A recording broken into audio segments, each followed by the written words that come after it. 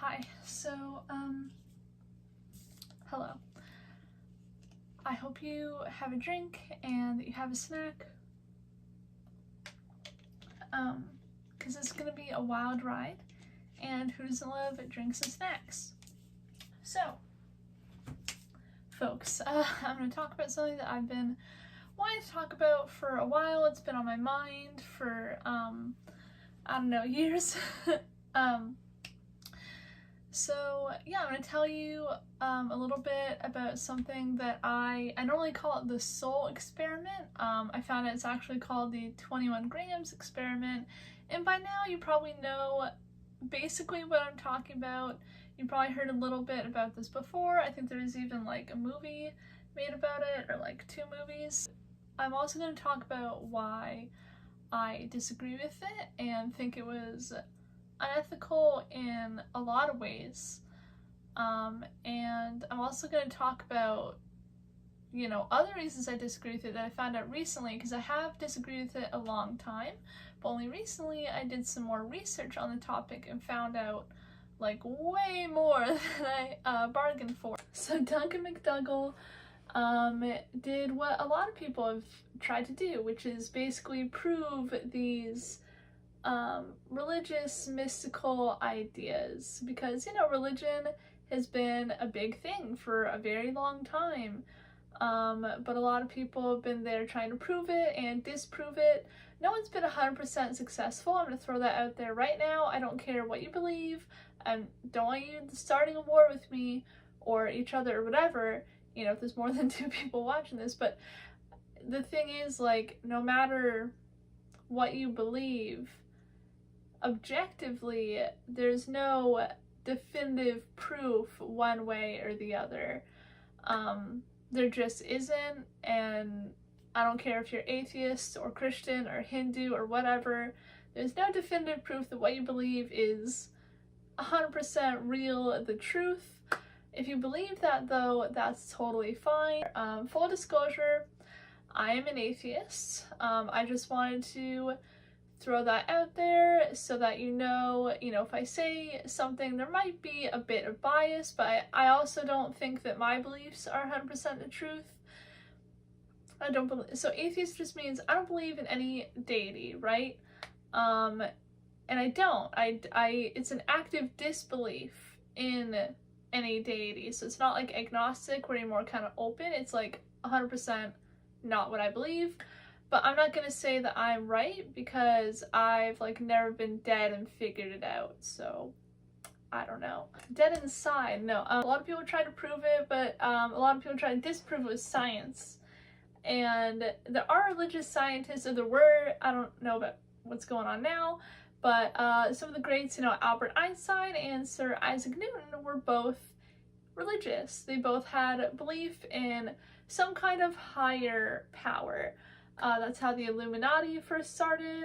Actually, I don't know if that's true. It's from a book I read. So supposedly it's how the Illuminati first started, and, trying to blend religion and science. Philosophy has also been a huge, huge thing, trying to disprove religion, but then there's, Thomas Aquinas, who tried to blend them. Philosophy also goes into science. So what I'm trying to say is, they have been at war, but sometimes religion and science come together, which is what happened with Mr. McDougall. So he theorized that the soul had a weight. Now, even though I am atheist, a lot of atheists don't believe in afterlife or a soul. I do. I've had some pretty spooky experiences that only reinforce that belief. So yeah, I believe in a soul.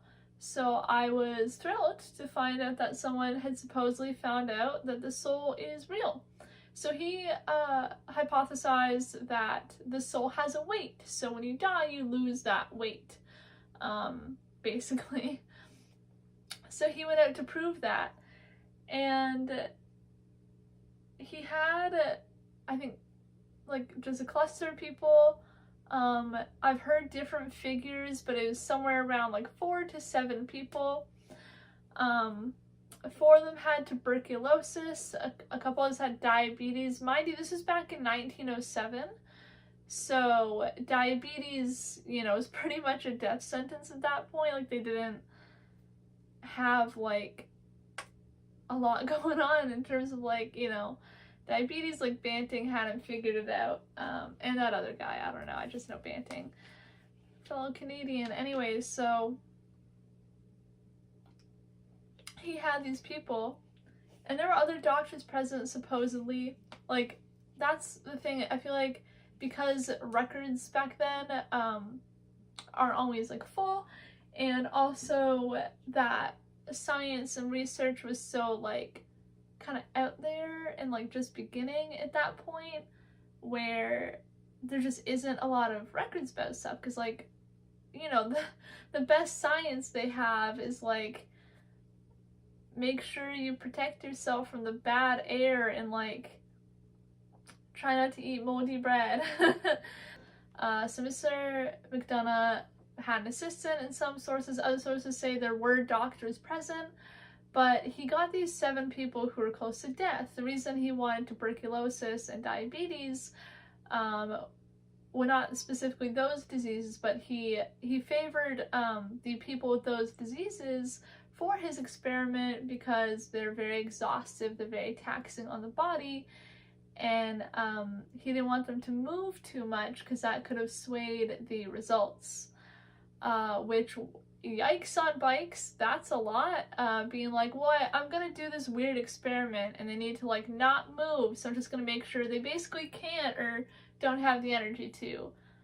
I'm Duncan McDougall. So anyways, he has these people, they're close to death. He has them on beds, and then he moves the beds onto a scale when they die. He accounted for, like, the weight of the bed on the scale.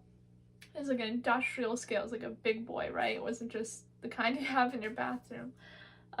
Obviously, the whole bed's on it, So he accounted for the weight of the bed. He accounted for the loss of bodily fluids that sometimes happens, when you pass, as well as, other changes that would occur that can be easily explained. And he found out that, the patients lost 21 grams at the moment of death. So the soul weighs 21 grams, also known as 3/4 of an ounce. That's pretty wacky and wild that he figured that out, that they lost weight upon death, while so many other things were accounted for. I mean, this is revolutionary in religion and science fields. That's why it was printed in American Medicine, the New York Times. Oh my goodness, right? Now, you might be thinking, like, this is pretty crazy. I think it is too. Let me tell you why I disagree with the experiment. So, how did he get these 7 people, or 4 people? Like, I never could figure out where he got them, how he got the clearance to do this. Like, is there a form you sign where you're like, yeah, I'll be in this experiment? Or did he just take people from a hospital? Like, was it even in a hospital? Like, it kind of sounds like this guy took some people that, were gonna die, and the hospital staff was like, we don't care, and then, like, put them in his basement and was like, all right, like, let's fire it up. So that's just something that I don't like.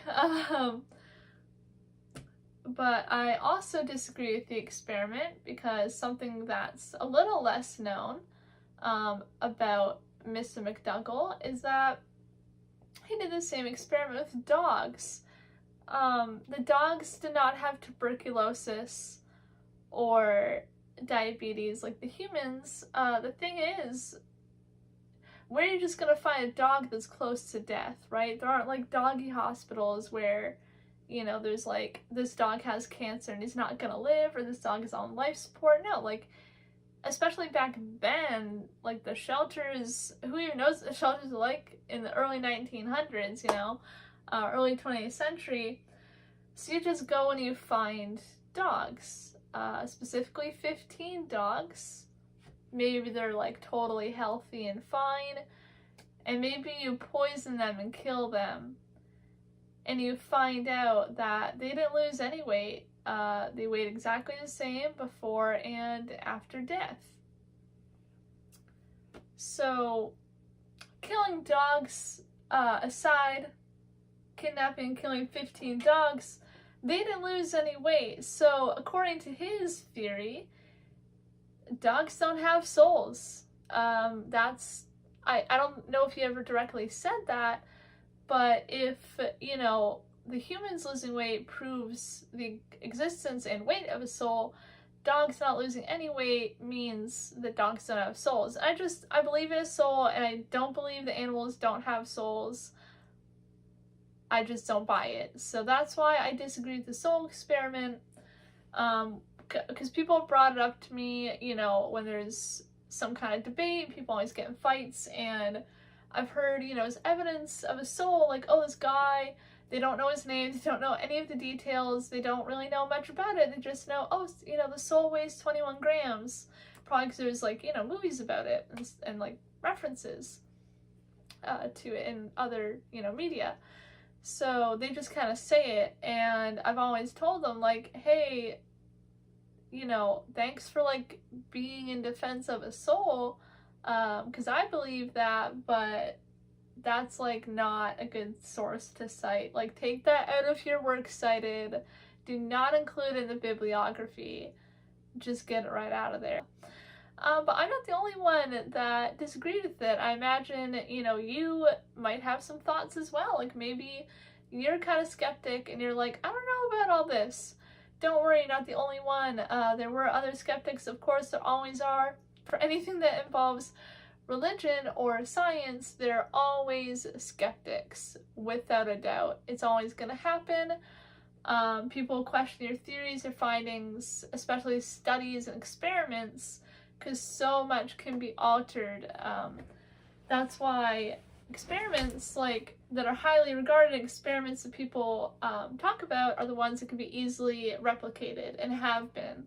So, you know, if it can't be replicated, if you get, like, entirely different results, it's, you know, you just did the experiment wrong the first time. Like, the findings you found aren't 100% correct because this experiment cannot be replicated with the same results.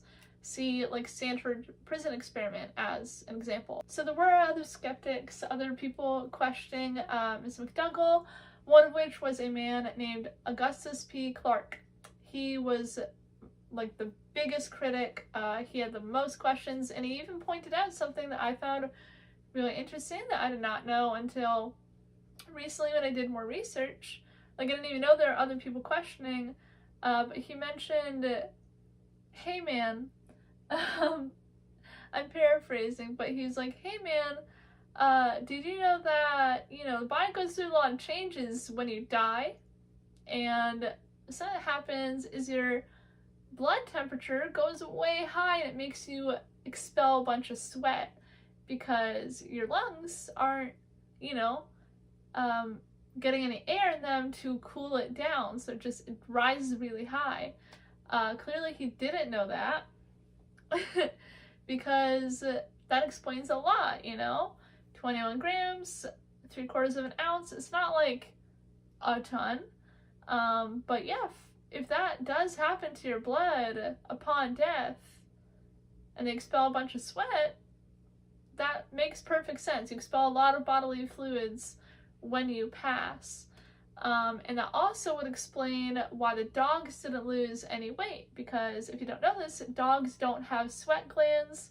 They don't sweat. That's why they pant, because that's how they cool themselves down, whereas our bodies cool themselves down by sweating. So animals have a lot of different ways. Ours is sweating, dogs is panting. So that would explain why they didn't lose those 21 grams, because they don't sweat like humans do, right? So, you know, that would explain a lot. And also, Mr. Clarke pointed out, how can you possibly know exactly when these people died? Like, how do you know the exact time? And I kind of wondered that too. And then when you put in the scope of this is 1907, they don't have the technology to figure that out. So how did he know? Was he watching over them? I mean, I assumed he just watched them, but at the same time, you can think someone's dead and they're not actually dead. You know, it's happened before with people, so who knows? So that's something that's also weird, and I just didn't think of that in terms of like 1907. But it, you know, he's got a point, or he did at that time. Now we have some more accurate technology to find out if people are really dead. Sometimes mistakes do happen, still just very rare compared to probably that time. You know, they had bells at the top of graves, and it's a whole thing. So anyway, as I was saying, a lot of skeptics, and another thing that I did not know was these results weren't really accurately represented, which does happen in some experiments. There are some experiments that have been debunked or just deemed, you know, not credible because of the researchers not accurately representing the results. Something else that Mr. Clark pointed out was that's a small sample size. When you do an experiment, you have to have a varying, what am I trying to say? So when you do an experiment like this, you have to have a lot of people that, you know, have varying degrees of health, different weights, you know, like all sorts of diversity, gender, you know, the genders are very, like, it's kind of scattered in a lot of medical trials. It's mainly men, and so that doesn't affect women the same, and then that doesn't give women the information they need when they take these medications a lot of times. Just all sorts of different walks of life. I mean, age probably plays a role in it, all sorts of things, right? So that small sample size where, you know, everyone's pretty much in the same situation and they're all like, you know, near death, like, I imagine there wasn't a whole lot of diversity back then in 1907. So, you know, just a thought. So, you know, small sample size, and, you know, not just a small sample size, but like, supposedly, I just learned this recently, supposedly some of the people who were in that experiment did not lose 21 grams at the time of death. They just didn't. But Mr. McDougall, Dunky, didn't tell anybody about that. He kind of just like swept it under the rug and didn't include that in his final results in his little report that he did on the experiments. Like, that's pretty messed up. So, you know, if only some of them lost 21 grams and some of them just didn't, then that means the soul doesn't weigh 21 grams. That doesn't mean that at all. But yeah, now I have even more reasons to disagree with the soul experiment when someone brings that up. Oh, soul weighs 21 grams. Oh, does it now? I don't know about all that. And there have been other experiments done, mainly on animals, and, you know, unfortunately, they basically found just, like, inconclusive results. Like, nothing that really sheds more light on this. But despite, you know, weird experiments in the back of basements where you questionably got some sick people and did experiments on them and killed a bunch of dogs and didn't really credibly report the results that were very skewed due to such lack of knowledge and, in general, just, I don't know, incompetence, honestly. I think it was very irresponsible, and I think Ms. McDougall wasn't smart enough to be conducting experiments. I don't think there was like an ethics board at that time, so you didn't really have to fly that past anybody, did ya? Even though Mr. McDougall could not definitively prove the existence of a soul or how much it weighs, I still believe that humans and animals have a soul. Plants, sure, maybe them too. I don't know. But I have a firm belief that animals and humans definitely have souls. I'm not sure where they go. I would guess reincarnation. But you know, maybe you do see your loved ones on some astral plane after you've passed. I don't know. But my beliefs aren't gonna change, so don't try to change them, and don't try to tell me about God or anything. Just leave people's religion alone.